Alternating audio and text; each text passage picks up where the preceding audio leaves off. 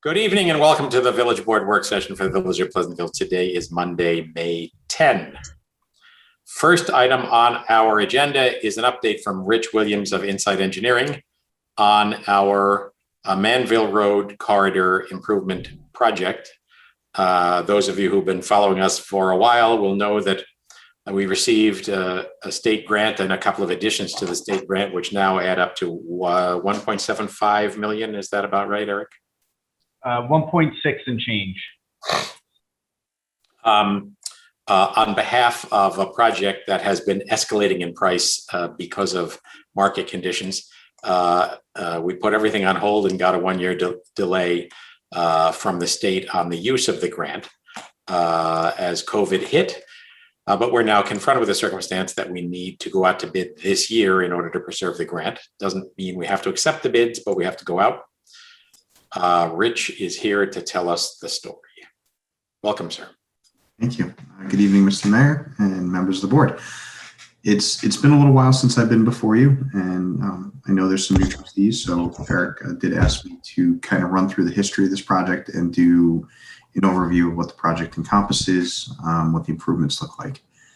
So to go all the way back in history, this started in 2007 with the Memorial Plaza Intermodal Conceptual Planning Study, which was run by a group called RBA. And they identified the opportunity to enhance the downtown experience for all users by creating a safer experience for pedestrians and bicyclists. This theme turned into a longstanding goal for the village and is actually even identified in your current comprehensive plan. Back in 2011, we were hired to do an initial planning study based on a grant the village had received. It was just a grant to conceptualize a series of improvements along the Manville Road corridor. The village then took that grant and went out to secure funding. In 2017, you had received funding from New York State DOT through a federal program, which allowed us to start the Manville Road Corridor Improvement Project process. Because this ties to federal funding that funnels through DOT, there's a series of steps, and it's a very regimented and rigorous program. To date, we've gone through the initial project proposal phase, the design review phase, the plan specs and estimate phase, where we received a letter from DOT last year saying all comments were addressed. And as the mayor pointed out, due to COVID, we applied for an extension. We have just resubmitted to New York State DOT last week an updated PSE, plan spec and estimate package. Things are always changing in the world of DOT, standards, requirements. So we had to update a couple of things from their previous approval the year before. So that's now in front of them with the hopes that we can ultimately get authorization to go to bid in the fall. So we've submitted with ample time to do that. What I'd like to do is I'll just share my screen and walk you through the plans, but for the benefit of the public and new members of the board, this process went through a rigorous environmental review. We spent probably the better part of a year to a year and a half engaging with community stakeholders, local business owners, the fire department, members of the public, to refine the concepts in the plan. We also had to refine some things based on New York State DOT requirements, and I'll get into that in a little bit. We definitely spent a lot of time talking about the impacts or effects that this plan would have on the village corridor, the improvements, and how it would help achieve longstanding goals set by the village going as far back as 2007. So with that, I will share my screen. You should now all be looking at sheet 1 of 2 that I'm going to present tonight. This is the western half of the project. And this is the railroad tracks. You have Manville Road, Grant Street, the train station, the bridge over to the train station, and the train station's right here. And you have the Memorial Plaza parking lot. What's going to happen is we're going to do a series of improvements along Manville Road. Starting at the diner, we're going to start to reconstruct the sidewalk in front of the diner to make it ADA compliant. We are also going to build a sidewalk. Bear with me one second.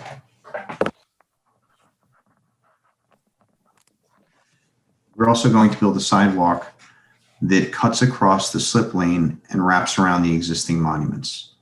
We spent a lot of time talking about this with the public. We did a lot of parking studies, parking accumulation studies throughout the village, because obviously we also did a lot of traffic studies, because this is the location of what we call the slip lane.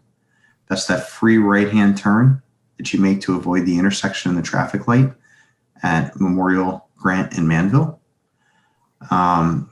So we took a very close look at that to make sure that we weren't going to be impacting traffic in the area, to make sure we had the right queue lengths on these two lanes that we're going to be creating, a right-hand turn lane and a straight and a left-hand turn lane along Memorial Plaza. We also spent a lot of time coordinating with the local farmers market, as well as the police department, in order to be able to stage them. We spent a lot of time talking with DPW, because our current plan, when the New York State DOT portion of the project gets constructed, is we're going to work with the village to reconfigure, zoom in a little bit, to reconfigure this existing island prior to the DOT construction. The village is going to undertake that project independently. You're going to straighten this island out and reconfigure some of this parking so that when we come through with the New York State DOT project, we can construct an interim parking lot in this area. This was the area that was always envisioned to be a future plaza, going back to 2007. And what we're doing now through the DOT project is basically receiving a substantial amount of the funding to create the palette that will be the plaza. And in the interim, until that can happen, we're also creating a temporary parking lot to help offset some of the parking loss through this project as a whole. In total, 43 spaces are being lost throughout the village as a result of this project. In order to address concerns by residents, you had hired a traffic consulting, HVEA, who did a traffic analysis of the slip lane and parking accumulation. You then further went a step beyond that and hired BFJ Planning, who looked at parking as a whole throughout the village.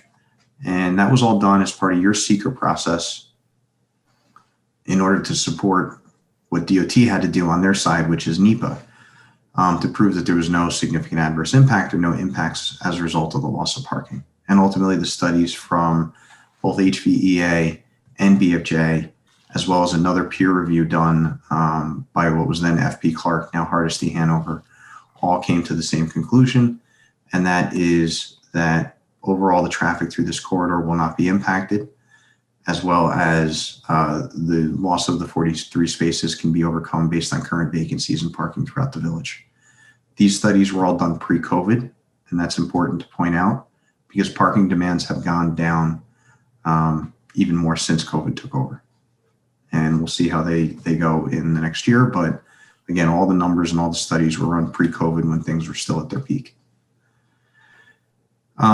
So we have the elimination of the slip lane. We have a continuation of the sidewalk. We spent some time talking about this portion of curb right here with the police department and farmers market to create a way to get the farmers market in and out of this space still. We have special bollards that are going in to the satisfaction of the police department to make sure public safety is addressed. We are also creating a raised median in this portion of this, what is currently a stripe zone. And that's being done to create a pedestrian refuge if need be. It's also being done to help calm traffic through this area because it's been longstandingly recognized throughout the village that you have a very wide expanse of pavement through this zone and it's not well delineated, marked, and it kind of becomes a free-for-all and allows motorists to travel at a higher speed because of the wider pavement zones. A lot of these improvements and a lot of the funding is tied to calming that vehicle speed down, making this safer for pedestrian and bicyclists. That's the whole theme that allowed the village to secure the funding that you did. We will be replacing the signal at Grant, Memorial, and Manville. That is something that we were required to do because the current signal doesn't meet New York State DOT design standards. So that's going to happen as part of this project. Moving, let's see, actually, one of the things I want to touch on was one of the things that came up during public review, and I'm sorry, was the parking in front of the florist. We had originally eliminated these parking spaces in order to make more queuing length for this right turn. As part of public input, there was concern about the loss of those spaces and the impact of the business. We were able to revisit that, and we did find that we had sufficient queuing length while maintaining those spaces. So those spaces are still in the program, which I think is a benefit for the local businesses in that area that utilize those spaces. We'll be reconstructing the crosswalk at Vanderbilt so that it meets ADA standards. And then moving farther to the to the east. This is now the intersection of Wheeler and Washington, Manville Road. You have Tompkins Avenue right here. We're going to be correcting all the long crosswalks. So the crosswalks currently, as you see in the aerial image below, they're long, they're not perpendicular, they don't offer the shortest, safest way for pedestrians to cross the street. In the current configuration, moving from west to east, we have to eliminate the light at Wheeler Avenue. Again, for the members of the board that went through this, we spent a lot of time talking about this traffic signal and the confusion it creates motorists. More important, and a lot of the decisions and things you're looking at in this design come down to New York State DOT requirements, and this was one of them. Having these two signals, the one at Washington and then the secondary set of heads at Wheeler, is a non-standard feature with New York State DOT. We spent a lot of time fighting them to keep those signals. The second set of heads here at Wheeler, we spent a lot of time coming up with design alternatives, suggestions, ways to mask or shield the lights. The New York State DOT ultimately dug their heels in. I think the village might have even appealed politically to see if we could keep those lights. But New York State DOT was unwavering. So one of the things that the village, I think, ultimately was not happy with, but we had to settle with, was the elimination of the signal heads at Wheeler and Wheeler and Manville. And that's right at the parking lot here. So moving farther to the east, you can see that we have put the crosswalk a little farther to the north of Wheeler, so it lines up with the outside edge of the sidewalk. We've also made this long crosswalk perpendicular, so it's shorter. We did the same thing on the opposite side of the intersection here. We're keeping the same crosswalk location across Washington. We have also reconfigured how drop-off works in front of Jacob Burns. Currently, there's parking spaces and not designated, drop-off or stripe zone in front of Jacob Burns. We're going to have now a stripe zone so the traffic can move in and out as people get dropped off. We also have 2 handicap spaces where only one exists now, just to provide a little bit more accessibility. It's also the most efficient way to use the space based on the way stripe zones have to be laid out in a parallel parking space configuration. One of the things I want to point out, which you can see right here, is we're not redoing all the sidewalks throughout the corridor. We have worked with the village to try and keep the budget down as much as possible. This has involved a couple of design decisions, from material changes. Originally, we had granite curbs that match the rest of the village, where now we're using all concrete to help save money.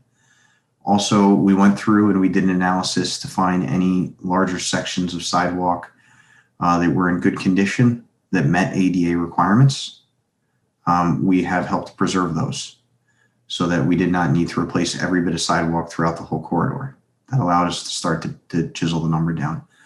None of these led to drastic changes in scope or price to the point where we were able to cut the budget down by 50%, but they are helping it keep the scope down. One thing I do want to point out too is the bridge that goes over the railroad tracks. We had spent a lot of time talking to a construction estimator to help home in on the budgeting. And there was a lot of concern about doing work on the MTA bridge because of coordination issues with MTA. So we are going to leave the existing sidewalk and just expand the width of it. And that's going to help us not do as much demolition on that bridge, which will hopefully minimize some of the coordination with MTA. Moving back to the west, as we move up from Washington Avenue towards Tompkin, we have another raised median. For this median and the one that is on the western end of the project, we spent a lot of time with the village. I think there was a desire to see that landscaped early on in the process. We went to New York State DOT about that several times. They do not want and will not permit those medians to be landscaped because it limits driver visibility. So we are doing a herringbone pressed stamped colored concrete to match the other brick patterns throughout the village. It'll be that same new brick red. We also spent a lot of time on these raised medians with the fire department and DOT, proving that vehicle maneuvering for large trucks will still work throughout the corridor and that the fire department will still be able to make the maneuvers they need to coming in and out of Washington into the corridor. Again, you can see here at Tompkins, we have corrected this long irregular crosswalk by making it perpendicular. We've created bump outs, which help with pedestrian refuge. We have slid this crosswalk up and created a bump out again, pedestrian safety, shortening the crosswalk distance and all for traffic calming. As far as budgets and next steps, I will stop my share for a few minutes. Right now, latest estimates have this project coming in between construction and inspection in the $3 to $4 million range. As the mayor was saying before the meeting began, we are seeing substantial increases in pricing. You would think contractors became less busy during the pandemic. It seems the opposite is occurring. The other thing that we're seeing is due to supply issues, for policy issues, that material pricing is increasing substantially. Concrete has been affected by that. So we'll have to see what that does. Our next step, as I said, is we submitted to DOT for PS&E. That's plan, spec, and estimate. That's a step in one of their milestones or categories. Their next step would be to authorize us to go to bid. Once we receive that authorization, we have 6 months to let the project or go to bid. From the letting, we have then 1 year to start using the funds. Let's say that you receive all the bids and you decide to reject them all. You still are under the obligation to start using the funds. However, New York State DOT does allow you to use the funds for administrative purposes. For instance, if the village manager does QA/QC review on one of the submissions, as long as the bill reaches a certain point, you can submit that so that you don't lose your funding. You get that invoice that you would submit counts as utilization of the funds. If you don't use any funds for a period of 1 year or more, you would then lose them. But the point is, you do have flexibility in the process. If you did reject all the bids, you could go back to the drawing board. We'd have to spend some time with New York State DOT talking about what we could eliminate from the scope while still maintaining the intent of the funding. We did that already once, and this was decided to be the bare minimum. So I don't know there would be much we would be able to eliminate, but it would be a discussion we'd have to have if the bids come in too high. As the mayor said, you've received about 1.6 million, I think is the number, 1.637, Eric, with the additional funding you just received. And right now our goal would be to bid this project in fall, October, November, so that we can work through November, December, January, have the contractor signed up and be ready to go in the spring of 2022.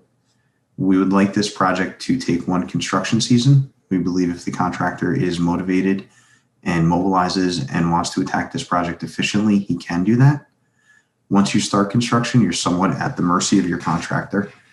And I wouldn't be surprised if we're not done wrapping up punch list items until spring of 2023. But we would expect to see the bulk of the work done in the spring of 2022, summer 2022, and fall. We have to remember, working in the DOT right away, we're subject to New York State DOT conditions for construction, which means between December and April, you're essentially not working in the right of way. The other thing that we just wanted to talk about was winter conditions, and actually, I think that was it. I think that covered it, Mr. Mayor, unless anything else you wanted me to touch on. No, that is a great reprise of a long story. So thank you for that, Rich. I mean, there appears to be no reason for optimism that prices will moderate in this year. Is that fair to say? hope springs eternal, but realism intrudes, right? There is hope that as the shutdown ends and things open up more fully, things will get better, but we don't know how long that'll take. So there's obviously an infrastructure bill being discussed nationally. Is there any thought that any of that could impact this? Eric, do you want to jump in on this? I suppose there are two possibilities there. One is we might get some money, although that's a ways down the road. The other is that it could potentially create even more demand for materials and contractors, right? Well, presumably we'd find out about it after I guess I don't know. If we go to bid in the fall, it could be at the same time, right? That's what they're thinking the vote is going to come on this? I mean, it's anybody's guess. Certainly past infrastructure monies have been handed over frequently to the state, and then the state has engaged a competitive process for municipalities to compete for it. So hard to imagine that all gets rolled out in this calendar year, but I don't know. What do you think, Eric? Yeah, I mean, I think the timing is going to be crucial. You've got the majority in Congress right now, so if there were ever a time this money would fly through, it would be now in this environment. With that said, Rich and I have both been in DOT's ear about getting any type of additional funding. We're able to siphon off $100,000, and perhaps if there's some notification to the state that they're going to be receiving a lot of infrastructure funds, maybe they'll support this project proactively. So one way or another, perhaps there's going to be some relief, but I couldn't say for certain at this point. There's too many variables. Okay. Go ahead. Go ahead. No, go ahead. Oh, I had a couple questions about the intersection with the civic space project. So you said that the plan, once the slip lane is closed, and we've discussed this before, is to create temporary parking and to create a sort of palette, I guess by which you mean delineate the space that would be occupied by the civic space. So I guess, assuming in a world in which this is actually possible, I'm wondering if it's a good idea to create, if we want to create parking spaces there, if the plan ultimately is to make it a public use space. And then the other question is, if we can't do the Memorial Plaza, how dependent are we on if we can't do the Manville Road project, how dependent are we on your piece of it to create the civic space, in your view? So that's always been the driver behind a lot of the studies. I think it's critical. That slip lane, the elimination of the slip lane was a big appeal to New York State DOT.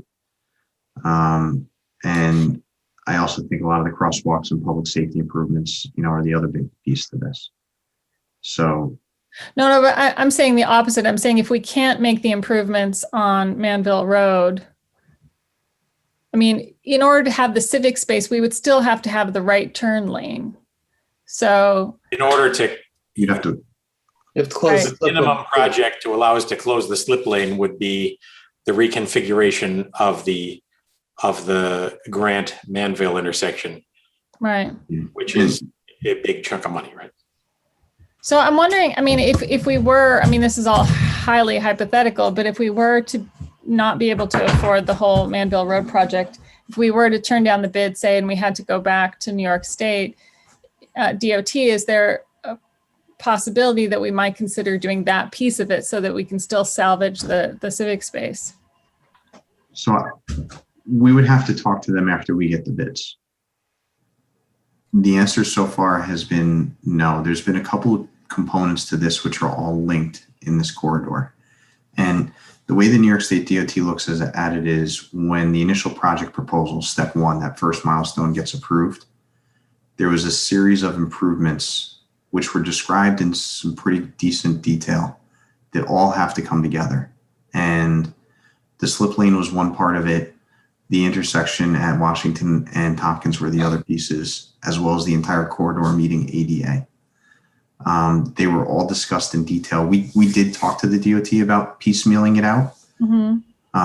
And because the original IPP was written so clearly, there wasn't a lot of flexibility to parse it out into smaller pieces. Sorry, I did misunderstand your question.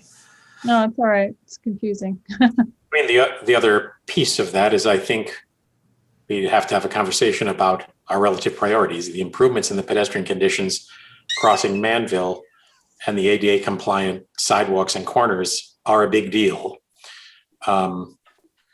And if we were to say we were going to prioritize the civic space over that, I think that would require a discussion for sure. Right. Well, I mean, one thing is that the civic space, I feel like the budget is much more flexible potentially, not if we follow the design that we currently have, but whereas the Manville Road project, it seems like there's a limit to how much we can pare it down and do it. Right.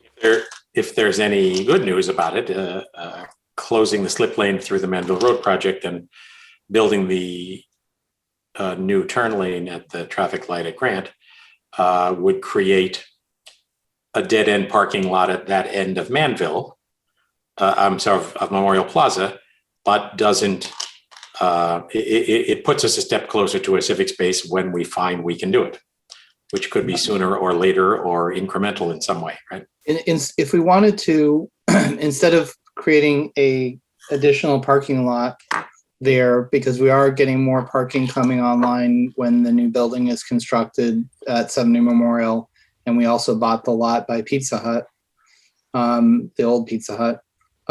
Would it be possible to just put pavers or something like that on that and make that an unstructured public space at the moment until we could do something more to it? Anything's possible, right? I mean, I guess the question. I guess I'm asking money.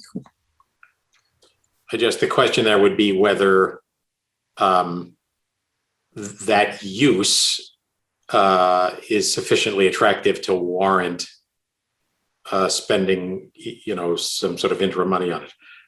I mean, another possibility would be to carve out a piece of it and actually create the beginnings of the park we intend to create. Yeah, I'm just trying to figure out how much money goes into the actual creating of the parking lot part, and if instead of spending that money, you could do something that was, like Peter's saying, an interim step without spending significantly more. All worth talking about. I think, the issue that'll be a moment to talk about when we have these bids back and understand whether we can proceed, right? Yeah. And Jeff could probably comment more, but in terms of creating that temporary parking condition, we're not talking about big bucks to do it. No, the pavement's already there. There would be some temporary asphalt curb. You're talking probably, with my guys doing it, talking a few $1,000s to utilize that area for parking. Pavers would cost you probably tens of thousands of dollars to install properly. The interim parking lot was done, one, because of the concerns from the public about parking, but also two, the farmers market, I think, found a lot of comfort in knowing there'd still be a paved space for them to occupy on the weekends. Right. Because they'll need quite a bit of advanced planning to manage that sequence of events. But of course, the other looming aspect of this is, as Rich already implied, we don't really know how the commuter parking side of the demand curve is going to respond when the world is opening up again. At the moment, we spent the last year with way more commuter parking than we have any use for, an unheard of condition in unheard of times. And certainly some prognosticators say that commuting is going to bounce back, but it won't bounce back necessarily with the same car demand we've seen before, because of folks, working sometimes remote, sometimes commuting. And the Zoom nation we have all lived in has created a sort of test case that has proven to a bunch of companies that some level of remote work has worked out okay. So who knows how it will all play out, and who knows whether that piece of it is a bridge to the world where the car drives you where you want to go and drives itself home. We are seeing with a bunch of the corporations early on that we're talking to that even the ones where they are coming back into the office, a lot of them are converting to hoteling, and they're going like 3 days a week, 2 days, 3 days a week, as opposed to full time. So there will definitely be some change in demand. We just don't know how much yet. Yeah. But, of course, the other side of that, the transient demand here in Pleasantville has been reasonably busy this whole year and is now at peak times spiking noticeably as more people are out and around. So that's good news. And it certainly would be good news if in the end, the demand for commuter parking eases. So stay tuned. We'll know more at some point, at some indeterminate point. So for now, though, we're moving ahead, and then the bids would go out this fall, correct? Correct. Okay. And the one thing I wanted to touch on that, as you heard me stammer at the end of my presentation, I was looking for my notes, just what construction would look like in the village. Just to remind everybody, we'd have to start with the signal at Manville Road and Memorial Plaza. And that is what's going to drive our construction schedule, because it can take 3 to 4 months before you can get a signal ordered. It has to go through a DOT approval process. It's a subcontractor that deals just with signals. There's only a handful of them to do it. But you need to do that and create the new turn lanes at Memorial Plaza before we can eliminate the slip lane, because we have to give traffic somewhere to go. So that's going to be our critical path. And then from there, the contractor can be working up and down the corridor, working on the sidewalk replacements. Eric and I have talked about, preliminarily how to reach out to the public, website communications, things like that. We'll have an engineer full-time on site that can assist Eric in some of that to the point that he needs it. But that's why we're hopeful we can do it in one season, but it's all going to come down to that traffic light and how fast that can move. Could I ask a quick one? I think so. I'm new on the board, and maybe this was discussed at great length. But one question I had was about the fire department that you brought up, and their kind of concerns about mobility of trucks, and what the process was that made you feel that those concerns were answered, or how that worked. And then my second question is about the elimination of the light at Wheeler, which I think is a great idea. But I just wonder how those turning left onto Wheeler, kind of how the queuing will work for that. Maybe this is getting too much in the weeds, but I just was curious. Sure. So we had several meetings with the fire department directly in the field. They also participated in numerous public hearings. We prepared vehicle maneuvering studies where we actually took the specifications of Pleasantville equipment and showed how they would operate through the corridor. And as the fire department made comments, we narrowed up some of the islands, we made them smaller, and we presented everything publicly and responded to their comments in that same forum. And I might add that there was a day when the Insite team had the fire department bring their biggest truck out and literally tested it around the existing conditions. One of the things that exists right there by Memorial Plaza and Grant Street is that there's a funny dip in the road that you don't quite see as a car, but you do with a very long wheelbase. So at any rate, I think obviously the fire department likes the broadest turning radii they can get, but I think everybody felt comfortable that it had been addressed in a safe manner, as Rich indicated. And then, I'm sorry, your second question? Second question was about the removal of the second light, the one at Manville and Wheeler. So Amazing story. It's the best of times and the worst of times all wrapped up in one. And so there was a tremendous amount of discussion about how that could work out. And it turns out you have to conform to some abstract set of standards that don't really address the situation we have. from my standpoint, we can't do the logical thing, and we have to do the solution offered by DOT, which is completely remove the light. So that will work fine, assuming people who are coming over the bridge headed up Manville towards the Burns and Tompkins respect the intersection and don't block the box. Because at the moment, that second light is stopping people and leaving open the path for people to go from Washington and zigzag across Manville and get out to Wheeler. But we can update you in painful, horrific detail about the story, but we're stuck with what we're getting. Essentially, we're putting up signage and not to block the box. We're set, the lanes for the turning start before the intersection. So we're putting up signage. We did discuss painting the box, but ultimately thought that would not be in line with the rest of the aesthetics in the village. And So didn't they sort of tell us that we have to do that no matter what, the taking down of the light? yes, So is there a reason not to detach that and do that sooner? Well, first off, it's not much of a problem when we have the light already in place. But that light does not comport to the official standards. And at some point, DOT says they would take it down, but they love the idea that we'll spend the money to take it down and resolve it. Right, but I'm saying we could use part of the grant on that. And if we could get it done this construction season as opposed to next year, then that would reduce the likelihood that this thing would take 2 construction seasons.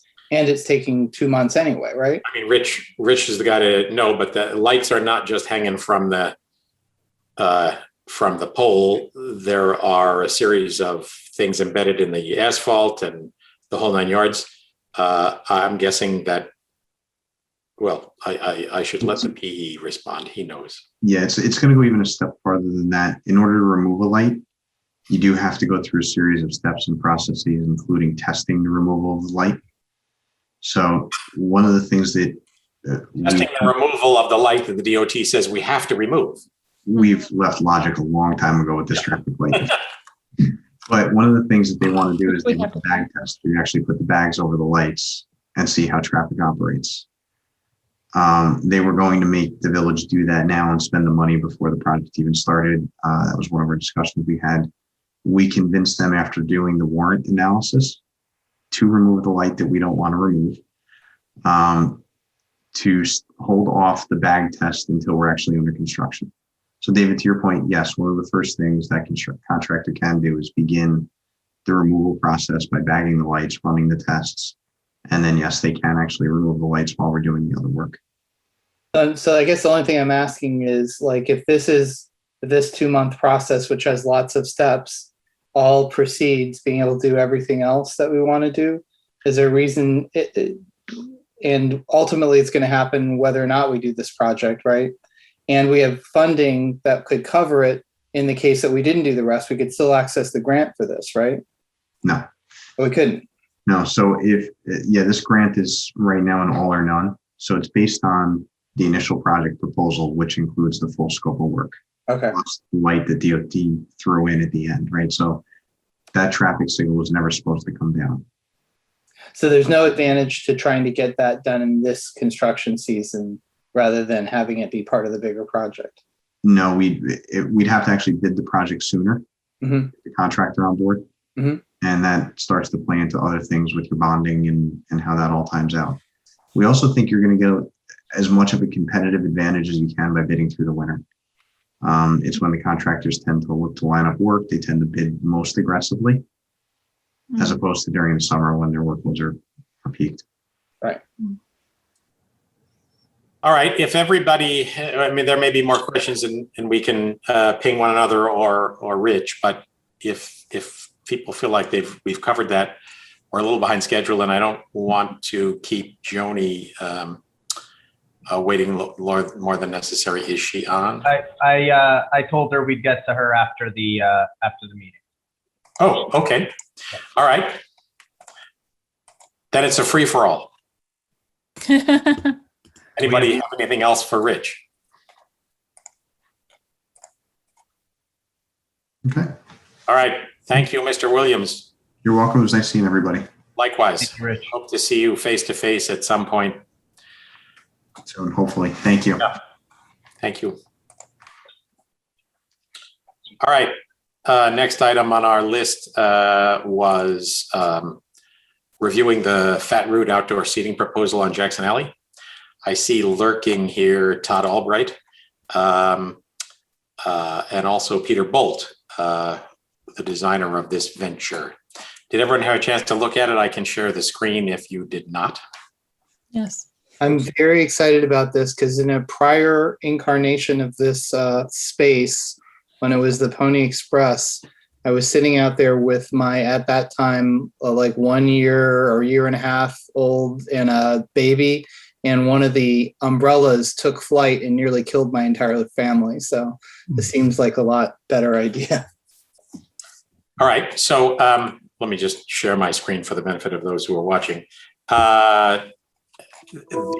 Eric, I mean, the issue we confront here is that this is in essence a semi-permanent improvement on a public walkway. That's right.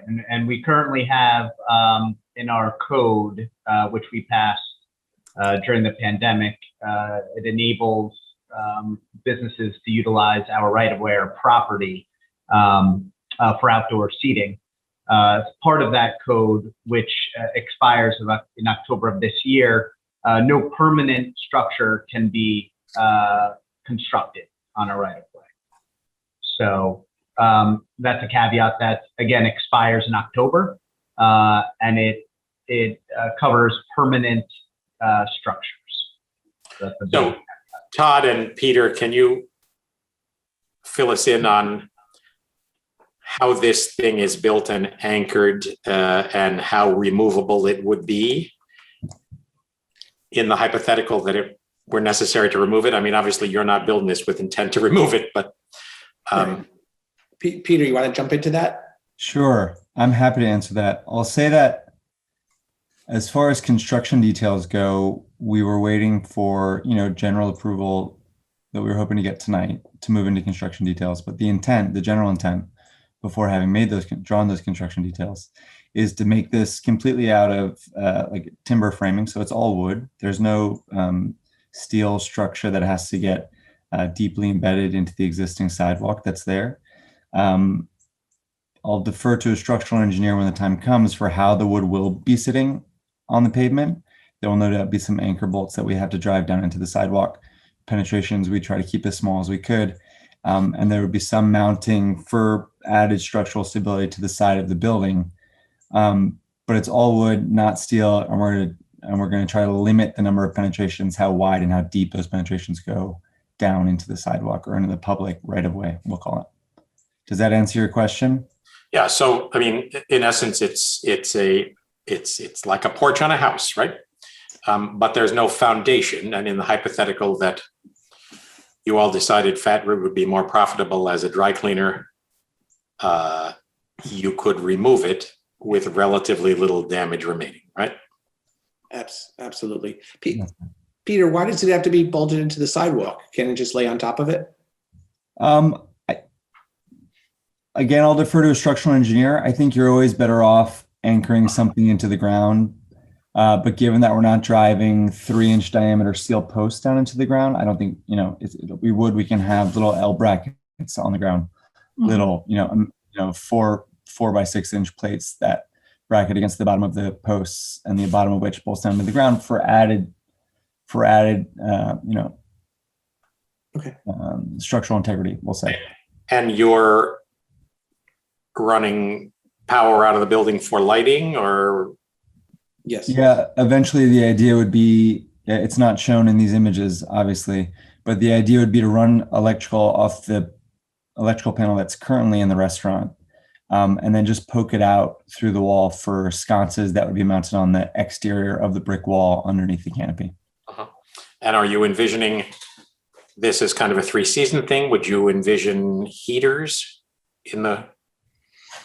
I think there's some operational discussions that maybe Todd could answer better, but yeah, I think 3 seasons, and whether it's heaters, Todd, I'll let you answer that, or whether it's cloths, canvas cloths that get dropped down on the exterior to limit wind flow through the space, through one end and the other. There are different options that might be less electrically intensive. I agree. Mhm. Okay, so then the other point for everybody to realize is that this is occupying a space that essentially means that if the adjacent property, 25-wheeler Miyabi, were to have a similar idea, there wouldn't be enough space for them to do it. No, that's not true. We did leave, Peter, how much, like a 42-inch?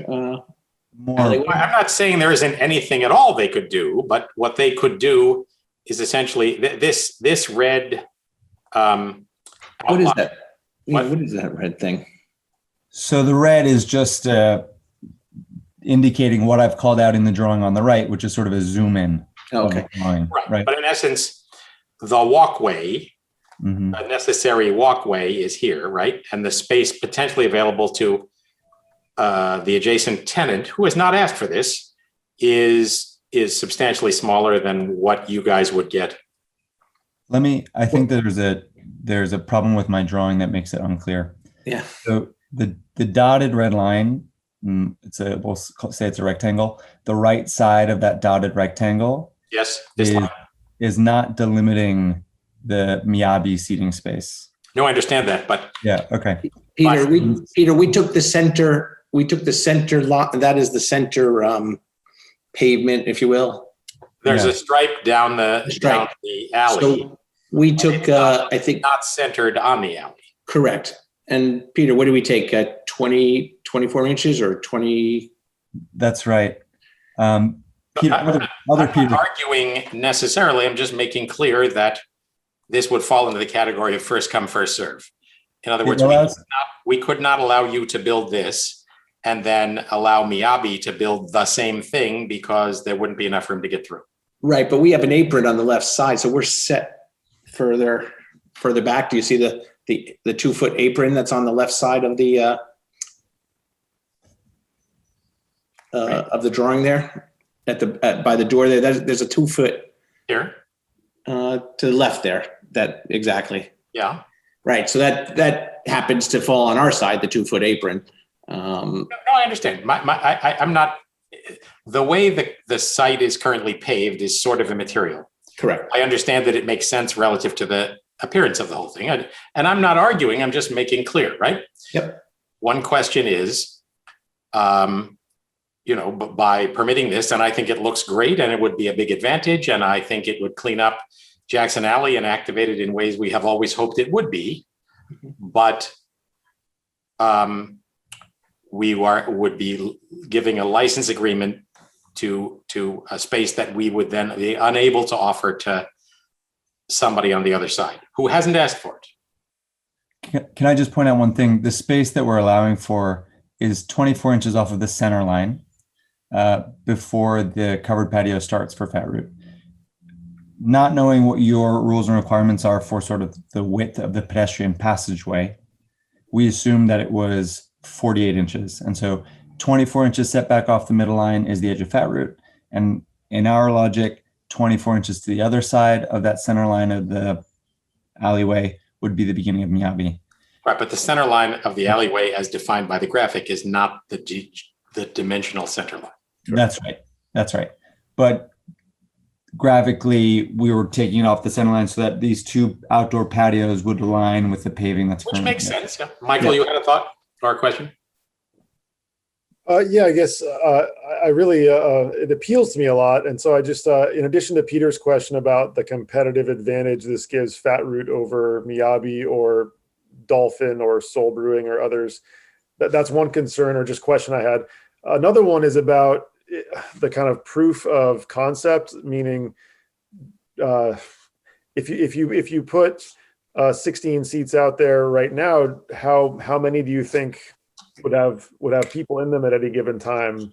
Do you think that it's a situation that's responding to a need, or is it kind of if you build it, they will come sort of experience? We definitely. We also own Pub Street across the street, For sure. And just everybody keeps asking for overflow options and so forth. So I don't think it's, we're not even concerned. It will be full. And recognize also, unrelated to the request for this, they're envisioning a substantial refit of the interior of Fatt Route, Yeah. including creating this U-shaped bar and having a liquor license. Hmm. So the Fatt Route concept is morphing a bit, right? Correct. Right, So Todd? that definitely that affects my question, because I think of Pub Street as a place you go to linger for a couple hours, and Fatt Route is a place that you go to sit for 20 minutes as it is currently. But you're saying Right. something else. We're going to soften it up a little bit, make it a little bit more appealing. It's underutilized. Without eliminating the grab and go piece of it, right? Correct. Looks nice to me. What does this do to the, and maybe there's a question for the committee, not the guests, or the board, but not the guests. What does this do to the Public Art Committee's visions for Jackson Alley, where they were going to send out, proposals for public art there? Actually, I'm glad you brought that up. My partner, Joe, who was not available tonight, but he did meet with the committee already, and they're working with integrating this. In fact, maybe the back wall, it just continues down the entire wall. So we're totally open to that aesthetic of whatever, enhancing the whole piece. That's great.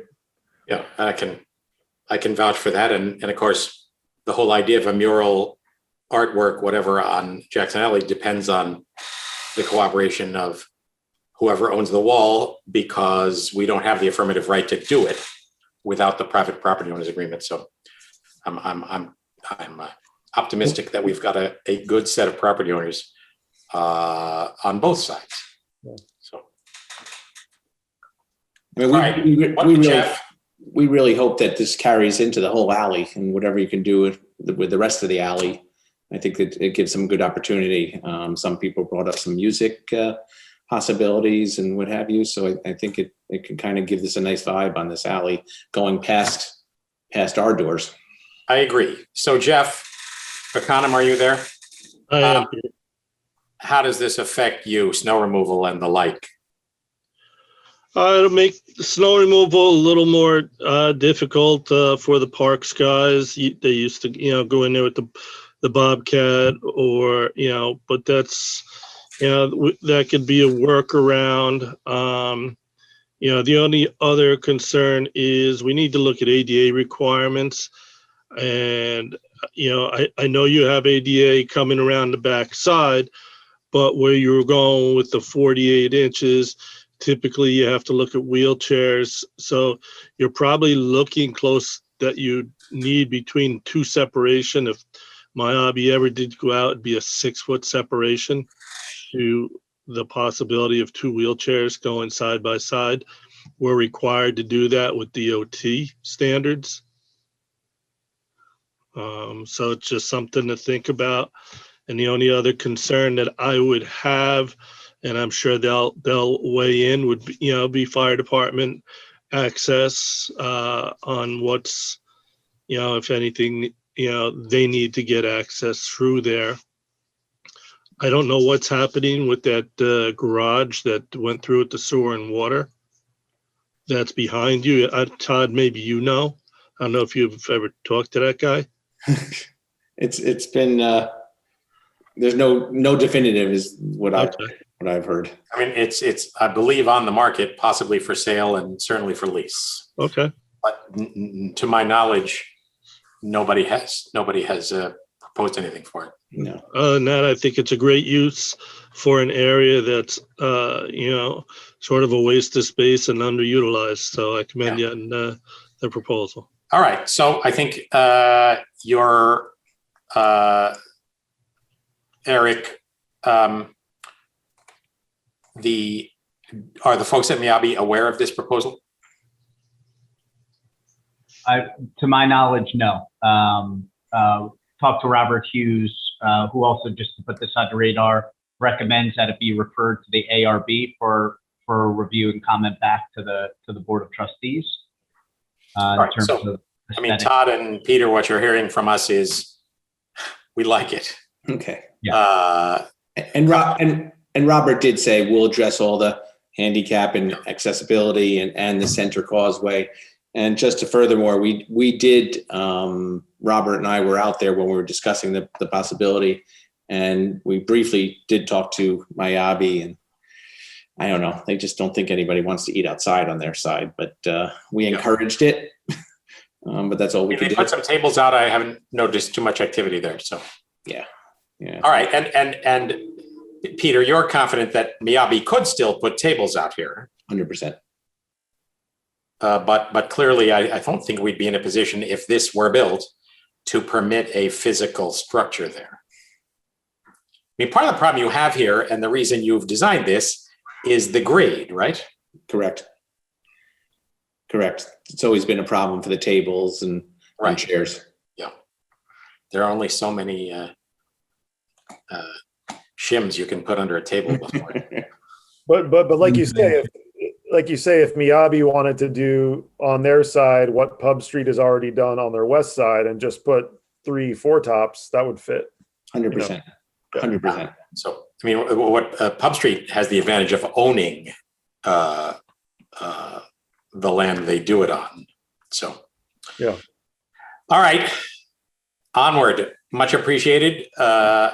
It would be a great improvement for sure. And I have great confidence in all of you guys. So. Thank you. Thank you all. Thank you for doing that.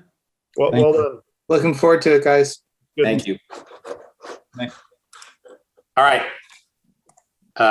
So we'll come back to our Clinton Street discussion after our regular meeting. So, Mr. Mayor, would you want to refer to the ARB? Yes. Okay. Don't you think that's the next step, right? Yeah. Yes? Yes.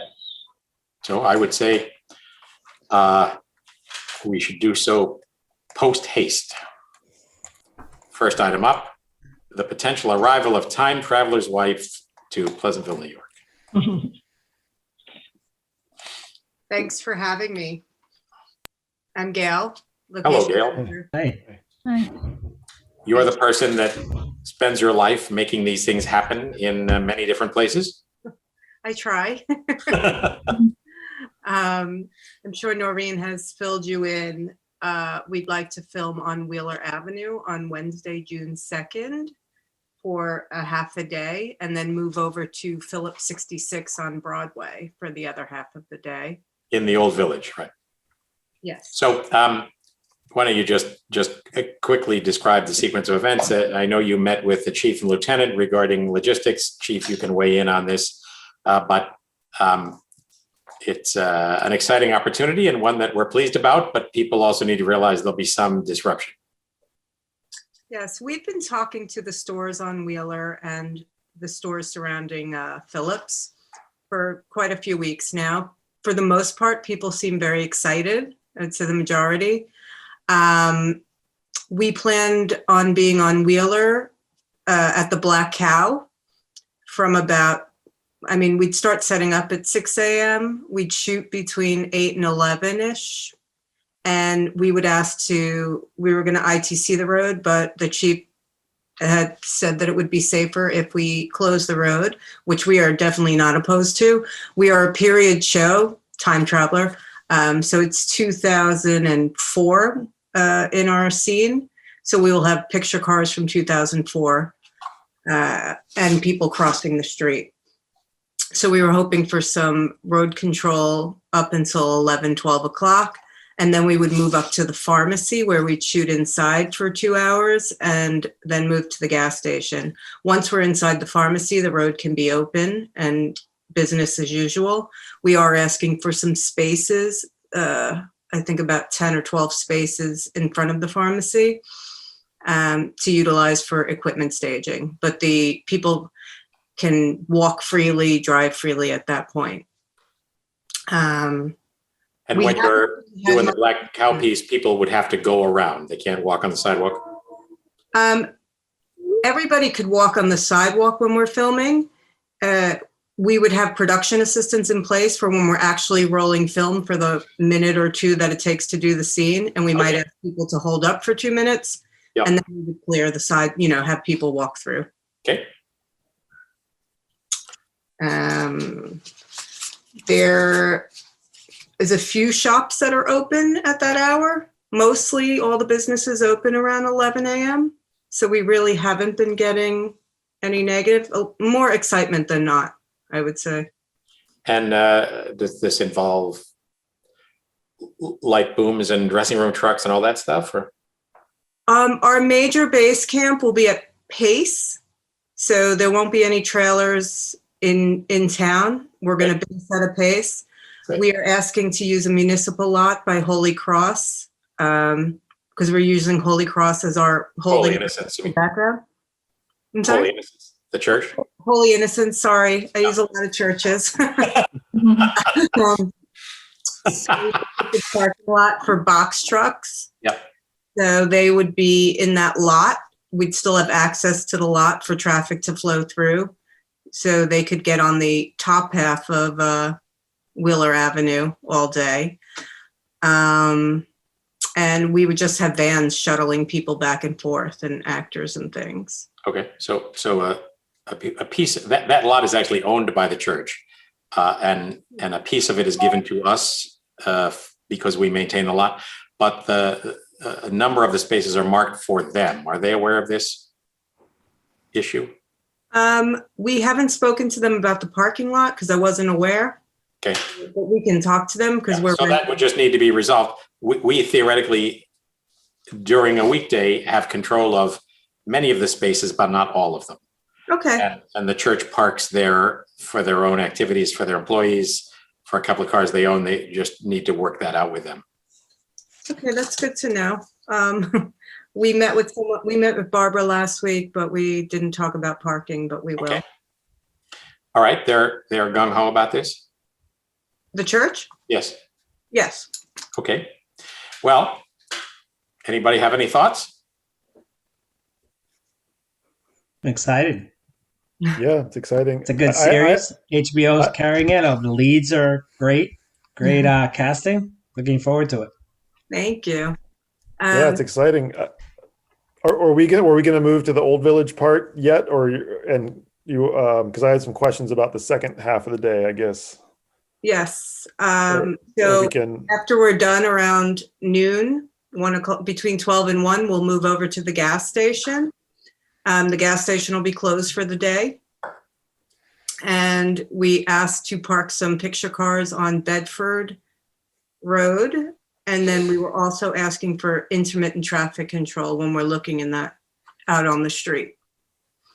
Again, it would be a couple of minutes at a time and not all day. We'd be there between 12 and 7 p.m. But a lot of times we'll be looking at the convenience store, looking at the gas pump, not the street. So will folks, for example, who live in that neighborhood be able to get home and all of that? Yes. I mean, when we do hold traffic at all, it's going to be for 2 or 3 minutes and then released. Yeah. So it's great. It's exciting. That's my gas station. I live right behind it, or not far behind it. You can stop and say hello. That's right. I was wondering about the part of your memo that talked about clear and hold the municipal lot across the street for staging of trucks.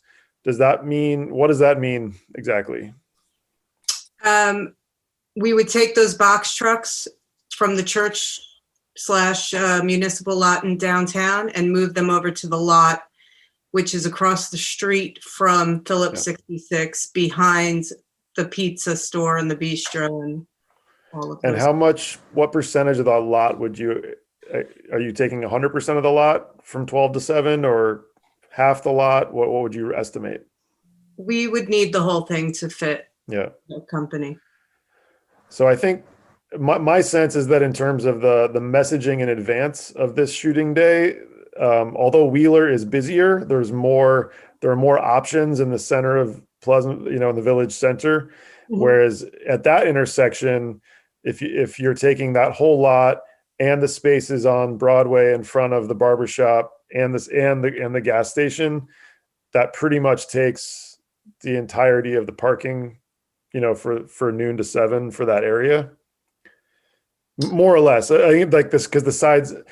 So I guess just the more notice we can give to, to everyone that's happening, because people they won't, they'll order a pizza and go park their car to pick it up or want to go out to, Yeah, I mean, we can put together a resident letter that I could send to Noreen for approval. And then I have location assistants that can go door to door, hand them out. Jessica has spoken to all the stores. You can't see all this map, but she's spoken to all the stores, went in with a map as exactly where we want to place things. And the stores themselves didn't take issue with anything. No, this is the map, right? No, I get, yeah. And I'm not really questioning it. It's more thinking about on our end, what communications can we send out to the entire village in advance? Because, it's not just people who live around there who go to those restaurants, and Right. and their craft itself is pretty busy. Even though it's a Wednesday, it's a pretty busy place. Do you have a site that the town goes to, or a local newspaper, or because we can go door to door in the neighborhood, walking around and cover a pretty good area. Well, and we can certainly push it out. Let me just ask you a couple of more questions about that. So we're holding parking here. This is on the side of Kraft, the pizza place. They have outdoor dining here. Would that outdoor dining be restrained in any way for your camera angles, or it doesn't matter? No, because we're going to put 3 picture cars parked over there, and we're just kind of camouflaging their outdoor dining with Okay, so they can operate as normal, Yes. accepting the fact that this parking and then our lot are blocked. But they still have this lot, street parking, and obviously folks don't want to walk farther, but they can also park on Manville. So clearly it's going to be an inconvenience. There's no way around that. My sense of it, having been through this a few times over the years, is that certainly some folks are aggrieved by it, but overall the enthusiasm and excitement of having filming going on in the village, generally speaking, outweighs the trouble. Great. Anybody feel otherwise? No, I think the only thing you may want to plan for is that there's a surge of traffic between about 2:30, 2:45, and 3:10 when the schools let out. So that's just And we have a crossing guard right here. Okay. So you just have that just have to be managed. So it's not very long. It's 10, 15 minutes, but to set it up and 2 or 3 minutes to shoot. Is that sort of the? And I can also talk to the assistant director and try to make sure the scenes that we're shooting are away from the street or in the convenience store during the time frame. That'll make it easier for you, probably. Sure. Thank you. All right. Well, I think Great. we're enthusiastic. Chief, you want to weigh in any way on this? So, just briefly, we'd kind of considered the school traffic. We'd considered the commuters coming home Church Street through the old village. It's going to be a little bit labor intensive. Gail has assured us that, there's a limited number of shots where the road will actually come into play. So although it's 12 to 7, that's not the entire, they're not going to be pointing cameras and having to stop traffic that entire time. And it's going to be labor intensive. Absolutely. We're going to do our best to give people options of how they could go around the issue and go around those intersections and especially the old village to get where they have to. But there's been no issue or no concern about enough manpower to accomplish it. And we'll manage through, it'll be a little bit when, if like you said, that school dismissal time or at the height of rush hour, they're pointed the cameras at the road, but we're prepared for it. All right. And then the costs of all of that are borne by the production, right, Gail? Yes. Okay. Well, thank you for your interest in the village of Pleasantville. We look forward to seeing ourselves on the screen. I just want to say we'll have the official resolution approving it at the next meeting, but we do want to move forward with a letter for Gail as she does for the coordination with New York State DOT, because it's a state road, and also with Metro North. Okay. Sounds good. Steve Gretzner would make an excellent face in the crowd for your scenes there. He looks very 2004, don't you think? I have a number of outfits from that year, so Come on, all gonna of my say, I think- outfits are from that year. Yeah. I think most of us have not updated our wardrobes, so we're ready. We're ready for you if you need us. My theory is my wardrobe is in style So, once every 20 years. all right. Is Well, there thank you for letting me. one last little thing? God forbid, there's a rainy day all day. Is there a rain date for these sorts of things, or do we just roll with it if that happens? As of right now, we're just trying to roll with it. Okay. Hopefully it won't be torrential. Yeah. It's a nice time of year. Great. All right. Thank you, Gail. All right. Thank you, guys. Have a good night. All right. Thank you. Thanks. Thanks. Okay. Joni, are you among us? There you are. I am. There you How are. are you? Looks like you're in the Caribbean. Ooh, I Bonnie. wish. I wish. So I just kind of wanted to do a little update of what's going on with the seniors. And Thank you for that. Please go for it. Nice. You gave us a nice memo. So. yep, so hopefully you all got a chance to read it. We're moving along. Most of the seniors that wanted a vaccine or were medically able to get a vaccine have gotten one. We are still working with the Department of Health, who are doing some for our homebound. But I do have a handful that medically cannot get the vaccine at this point for a whole slew of reasons, but and also a handful who refuse to get the vaccine. Mm. So we're just, I guess I want the board's kind of where you all stand on, are we mandating a vaccine? Are we encouraging a vaccine? I've talked to a lot of other departments and some of them are softly mandating the vaccine. So I just wanted to know kind of You mean for on-site participation? For on-site participation. So, I mean, without question, we're encouraging the vaccine. Yes. It is not clear to me, and was party to a NICOM webinar a ways back, that we actually can require it. Do you have a sense of that, Eric? Yeah, that's actually, right now there's no guidance geared towards public facilities. There is a piece of state legislation right now in the Assembly that would actually allow us to mandate it for public buildings, public facilities, but that obviously has not passed. So at this time, we most likely would not be able to require it. Okay. That said, we certainly encourage. Right. Absolutely. Without question. Well, and people should know if there are vulnerable seniors who can't get the vaccine, that's yet another reason to do so. Right. Yeah, I just, the seniors want things the way they were. And We do too. And the best way to get that is to get everybody vaccinated. Absolutely. Absolutely. So our programs are moving along. We're starting to bring in more activities in the building. So this is kind of all just part of that. We would like, the seniors are requesting to come in for cards and bridge. That puts them at a 3-foot table. Some centers are doing that. I'm not really sure where, I'm not the most comfortable with it, but so I kind of wanted to get an idea of where the board sits on that. They would be masked. But they're 3-foot square tables for cards.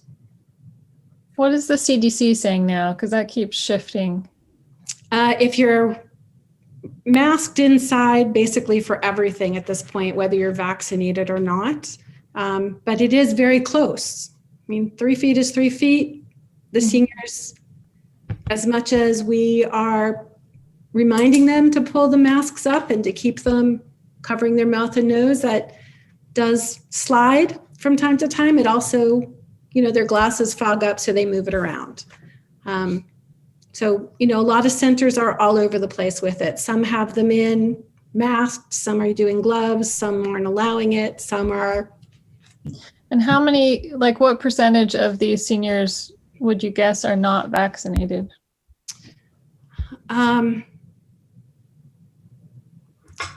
Offhand, I can think of probably 10 or 12 that are not vaccinated or don't want the vaccine. Would they all come in or not? I have no idea. But I just kind of want to get an idea of where the board sits on that. In a perfect world, My end, I mean, I feel like we're moving. I think today Cuomo announced that all the universities are going to require, all the SUNY schools are going to require all their students to have the vaccine. Yeah. For the fall. So I just, being that that's obviously there's a lot of people there. It's in person. I'm not sure how it's going to fall now into this kind of juncture, but it seems like it's going to start moving that way. So is there a way to kind of hold off a little bit more to see if we get more guidance? I mean, considering that that was a big move that was announced today, because that's going to definitely change the landscape of school in the fall for a lot of these universities. So I would say, we kind of see a little bit to see, but I mean, obviously I'd love to get everyone vaccinated as much as possible because it'd make it so much easier for the seniors to get back to how things were. Yeah, I mean, I can hold off bridge for as long as you want. I mean, that's the one program that they're all really more asking for than anything else. are they not concerned about it? The potential players? They just want to know that people are vaccinated, and I can't ask you at the door. I mean, in my opinion, I can't ask them at the door with the intention of excluding them. I don't. Can they ask each other?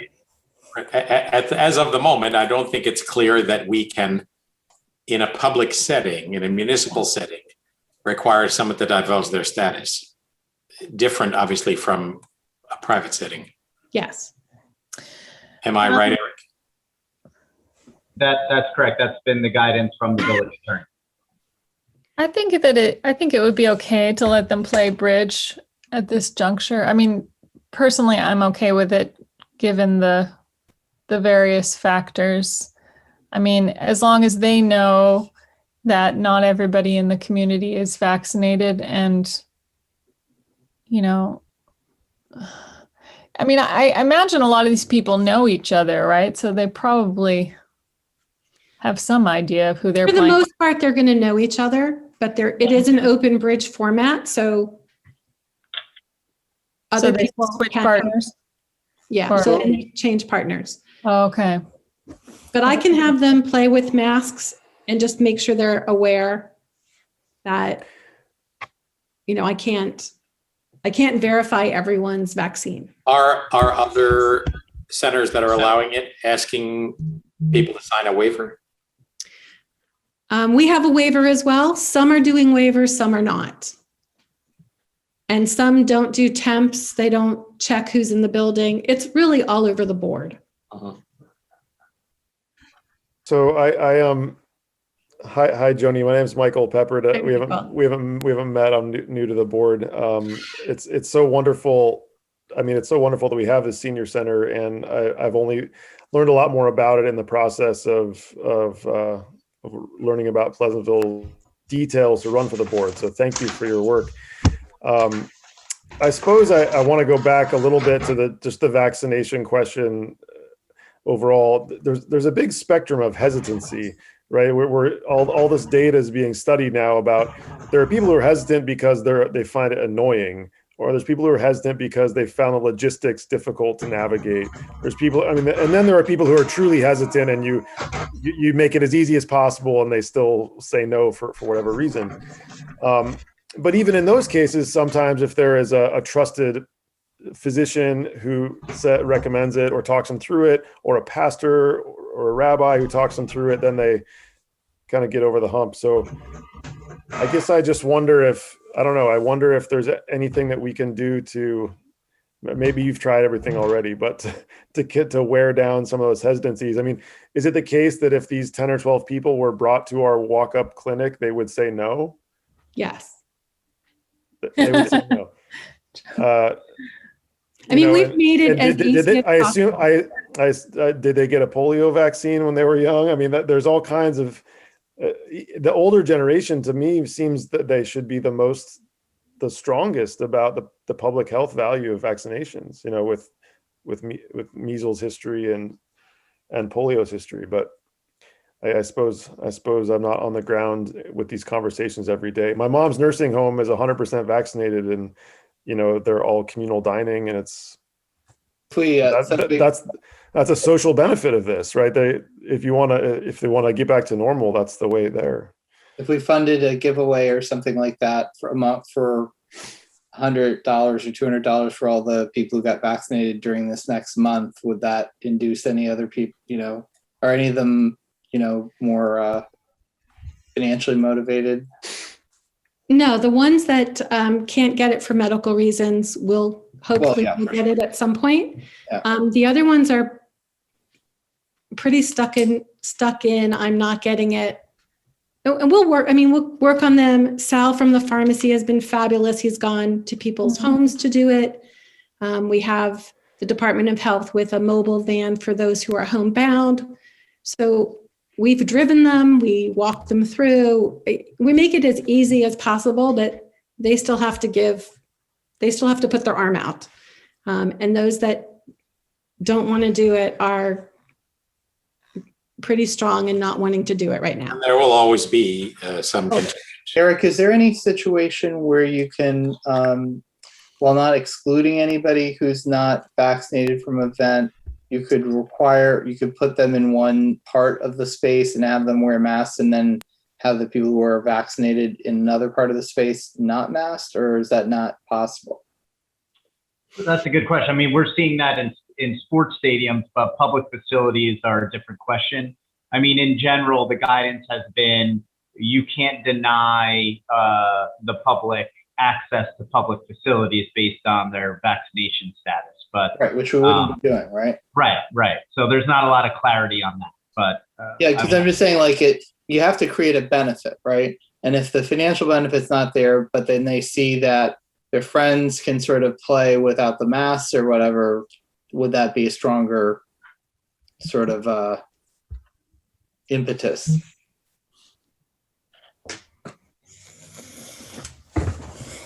I think it would be, you're kind of setting up almost a bullying kind of situation where you're just creating not a very warm social space. I mean, there will always be some contingent of people who just, for whatever reasons, won't get the vaccine.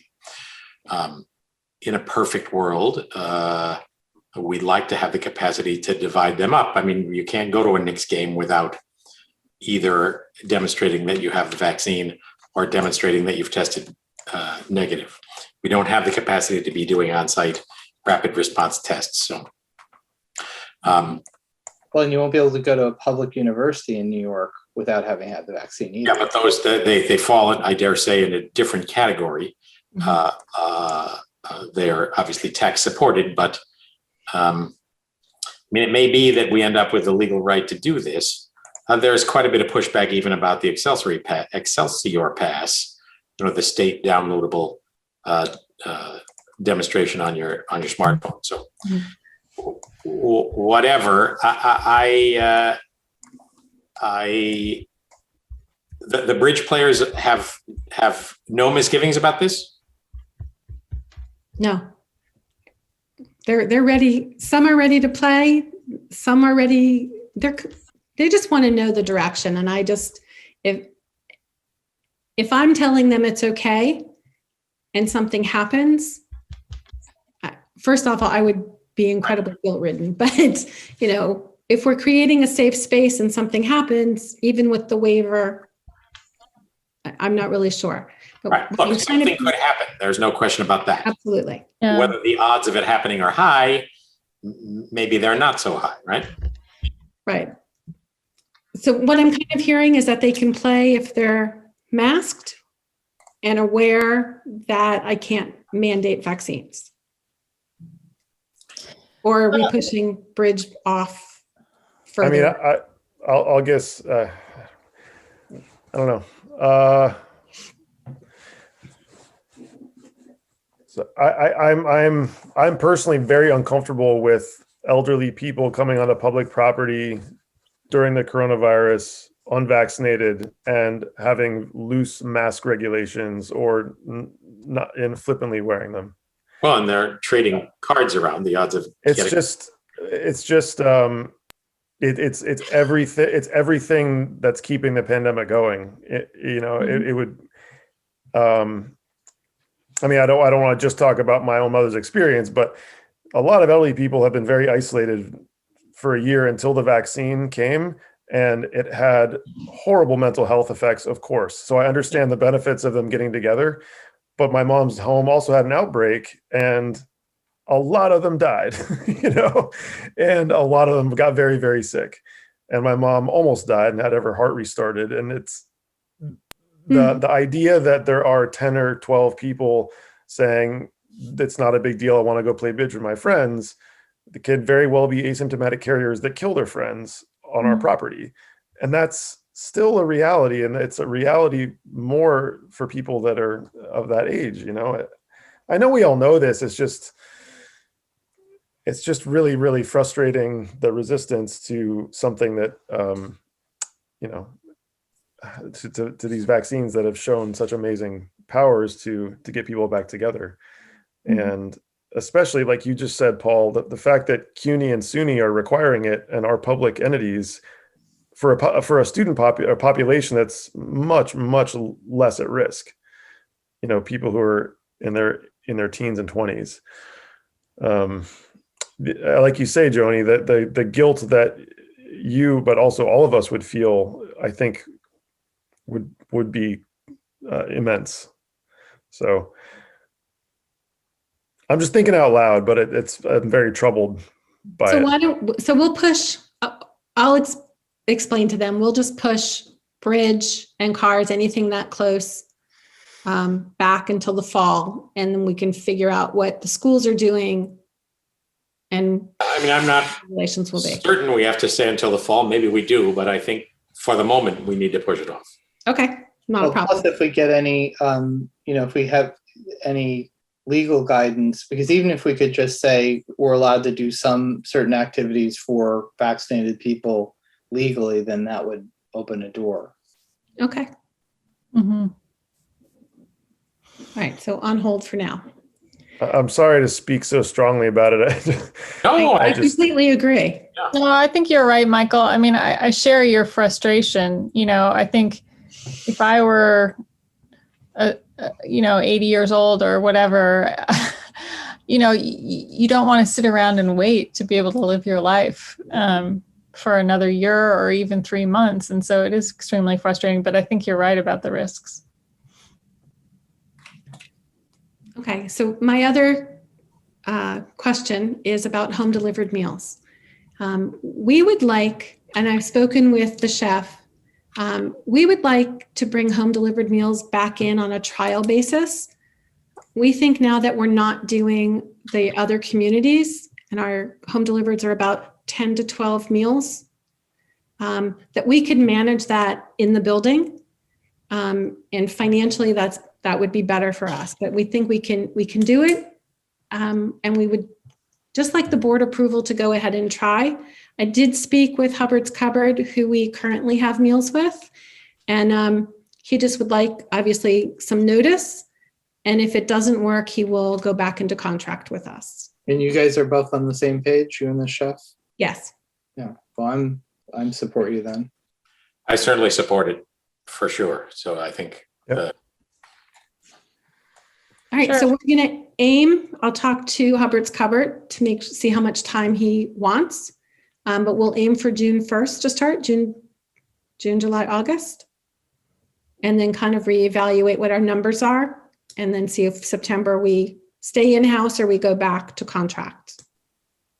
Sounds good. Perfect. Great. Okay. Otherwise, we're good. Do you guys have any questions about the program or the seniors? No, I mean, thank you for that memo. That was really helpful. So good. Very much appreciate that. Perfect. Michael said, we've all been inventing our way around this world for the last year, but I appreciate your efforts in doing that on behalf of the seniors. Mhm. We're having a good time there. Mostly. All right. Thanks. Thank you. Thank you. Thank you. Thank you. Night. Take care, Johnny. All right. So now we have an executive session. Jeff, did you have something you were on? You're muted.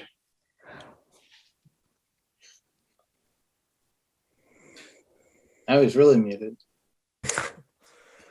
Finished. All right. All right, then Eric sent a call in for a brief executive session. And then just, Mr. Mayor, I know we touched on it during the regular meeting, just the farmer's market's doing the walk-up. But it's more of an FYI to the board. We're not going to have to change the footprint of the market. We're not going to have to do any no parking. So operations as usual, just wanted everyone to be aware that that's ongoing. Can we have Jackie and Courtney help to advertise that event? Yeah, sure. The farmer's market actually developed a flyer with Phelps and Ovac. So we're going to e-blast that out tomorrow morning, and we can utilize them to get it out over the other social media outlets. They have a volunteer, Kristen Zweibaum, who's working on promotion for them in general, who sent out a press release. I got contacted by the Patch. The Examiner is going to do a piece on it. There are only 100 vaccines, which seem like a small number, but there is a significant risk that they wouldn't all get used. Literally almost all the locations these days have vaccine appointments that are unused. It's quite disturbing. I was wondering if we could do a campaign too of sort of in competition with our fellow Westchester towns.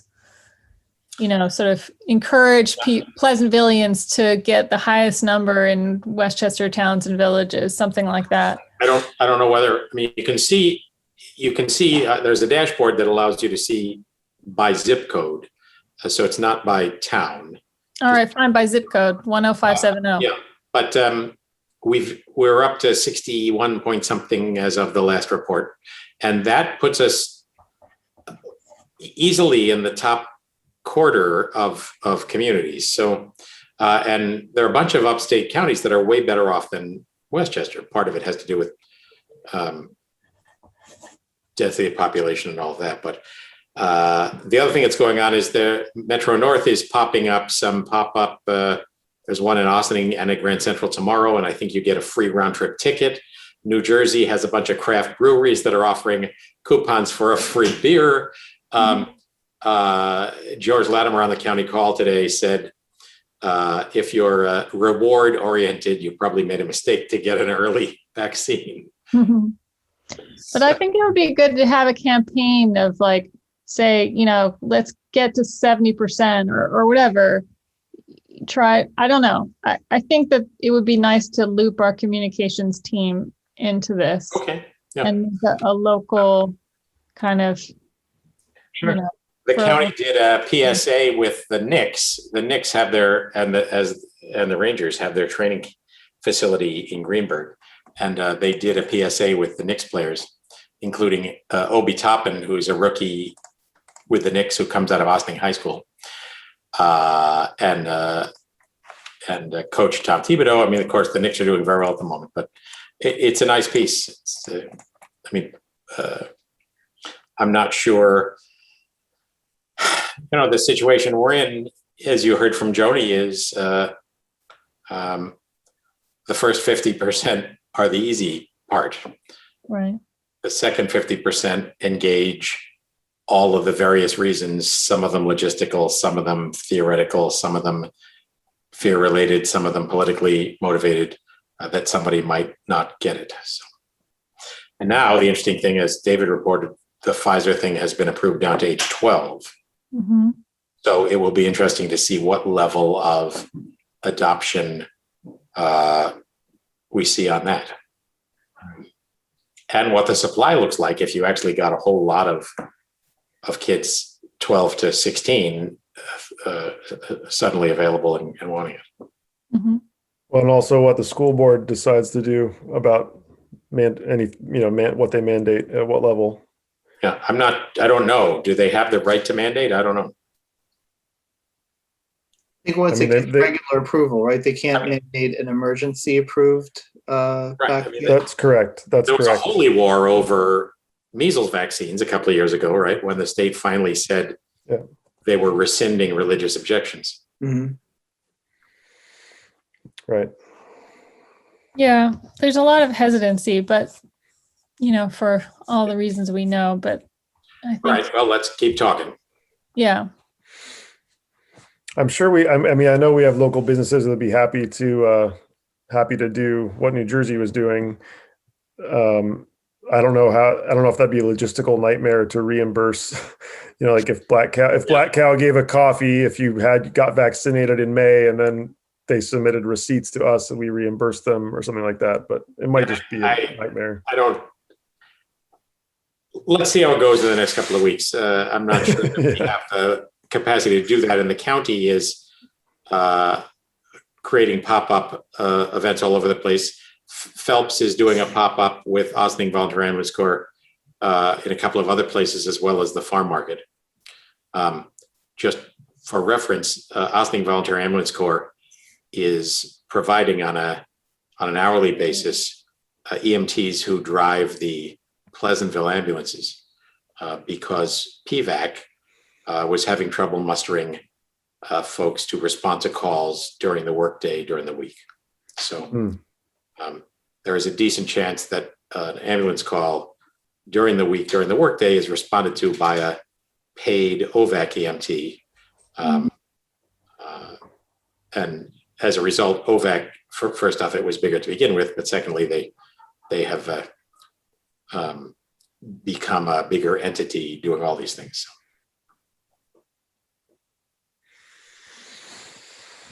Okay. So executive session. Executive session. Call in to the number. Okay. Do we need to do an actual? Have we passed have we said we're moving to executive Want session? another motion, Noreen? We already did one, right, to go to work. You're feeling okay? All right. I'm Will going you to say stop you're the okay, or you recording. want another motion? I think we're okay. I have it recorded. Okay, great. Thanks. All right. See you all on the phone in a moment. Okay. Okay.